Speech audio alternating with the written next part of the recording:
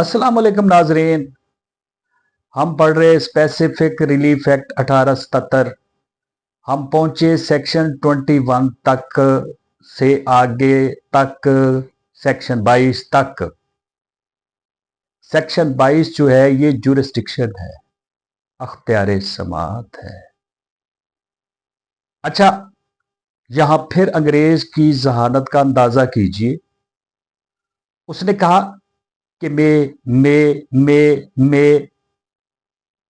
उसने लफ्ज मे का इस्तेमाल किया। मतलब उसकी मर्जी है, वो करे डिग्री ना करे, ताकि हम उसको क्रिटिसाइज ना कर सके। ये हमारा बंदोबस्त किया गया। तो कीजिएगा मे पे, हमारा बंदोबस्त किया गया। अच्छा, ये तो हो गई ना मे की बात। आज मैं ना शेल की बात भी जरा डिस्कस करूंगा। शेल को ना आप ऐसा कीजिएगा, सर्च कीजिएगा, शेल मीनिंग इन इंग्लिश। फिर दोस्त कहेंगे कि मलिक साहब आपकी हर वीडियो जो है वो तनकीद पे होती है। भाईजान, तनकीद होती है, टाइटल की तनकीद मेरी जायज है कि मुझे टाइटल नहीं मिला। आप ढूंढ लीजिए, मुझे बता दीजिएगा, मेरा सेल नंबर आपके पास मैं हर वीडियो के साथ लिख के भेज। यार मुझसे पूछिएगा, टाइटल आज तक नहीं मिला मुझे। अच्छा चलें, टाइटल तो पीछे रह गया, अब चलते हैं आगे। अख्तियार समात पे हमने छोड़ा था मे पे, और फिर एक और लफ्ज भी होता है जिसको मैंने कहा था शेल। जरा चेक कीजिएगा कहां शेल इन इंग्लिश। और आपने कहा जी ये जो है ना मैंडेटरी है, शेल मैंडेटरी है। अब जरा चलिएगा, अगर 10 साल से कम सजा हो तो बेल शेल, लेकिन नहीं। क्यों? जब शेल आ गया तो फिर मैंडेटरी, फिर भी उसकी मर्जी, शेल में भी उसकी मर्जी, और मे भी मे में उसकी मर्जी। लेकिन इंग्लिश अंग्रेज, उसकी बात पे हमें गौर करना होगा। अच्छा, किन को अपॉइंट किया गया? अब नेक्स्ट जो मरहला आएगा, सिविल जजेस। सिविल जजेस सिविल कोर्ट्स में विराजमान हो गए। सिविल जज दर्जा अव्वल, सिविल जज दर्जा दो, सीनियर सिविल जज दर्जा अव्वल। ठीक हो गया, विराजमान हो गए सिविल जजेस in the courts of law.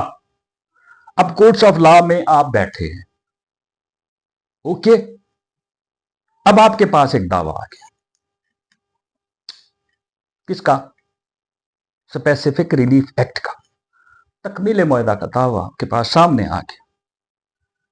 अब आप देखिएगा कि तकमील मुआहदा उस मुआहदे की तकमील चाहता है सेक्शन 42 के तहत। क्या वो काबिल तकमील है, ये भी देखना। अब अगर एग्रीमेंट, जो साबका वीडियोस में मैंने प्रोपोजिशन ऑफ लॉ दी कि अगर एग्रीमेंट 3 साल और 1 महीने का होगा तो फिर क्या आपके पास ज्यूरिस्डिक्शन है समाप्त करने की? हम 22 पे बैठे ना, 21G के तहत। तो अब करें क्या? बुलाएं जी इनको, आने दें, आने दें, आने दें। लेकिन मेरा यहां इख्तलाफ होगा कि भाई आपके पास जो ज्यूरिस्डिक्शन आई सेक्शन 22 के तहत,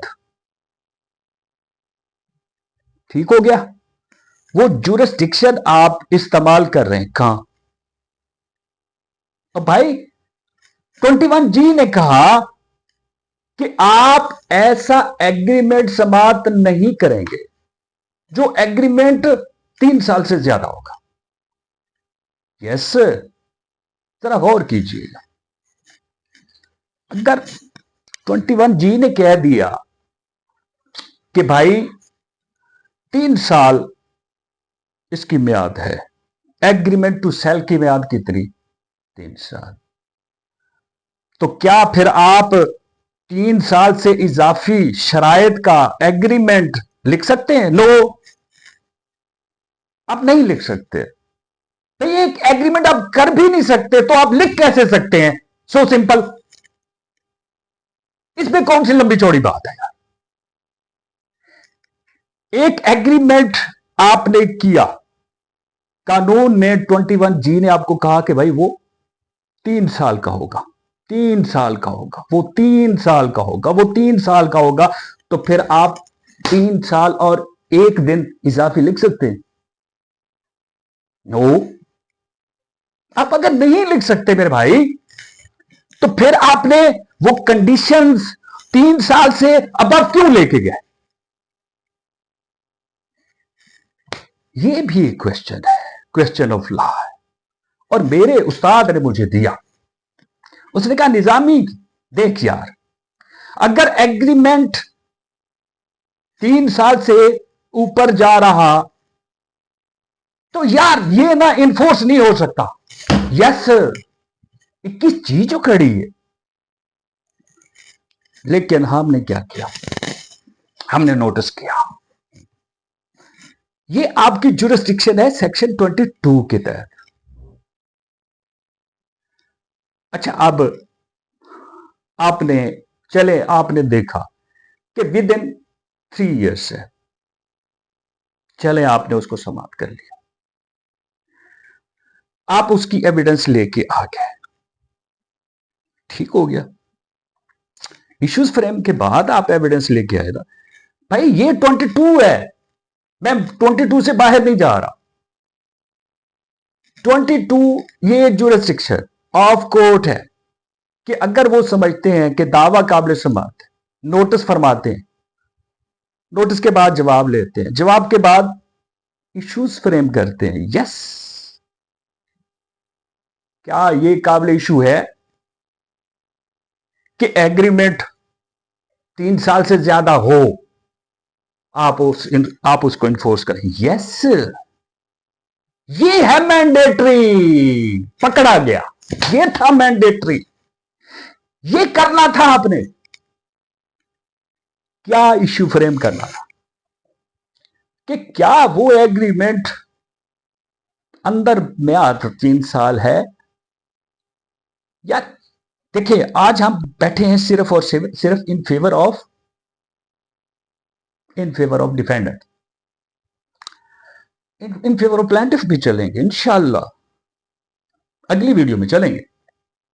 एग्रीमेंट को देखा, अगर एग्रीमेंट 3 साल से ऊपर जा रहा तो क्या इशू ये आ सकता? फिर देख लें जनाब आलीजा, मेरा हजूर, आप देख लें इसको। इशू नहीं बनता। क्यों नहीं बनता? यही तो इशू है। वहां गौर कर लें कि क्या ये एग्रीमेंट 3 साल से ऊपर तो नहीं जा रहा। यार 21G कह रही है, मैं नहीं कह रहा भाई, निजामी नहीं कह रहा यार, खुदारा। ये है क्रिटिसाइज,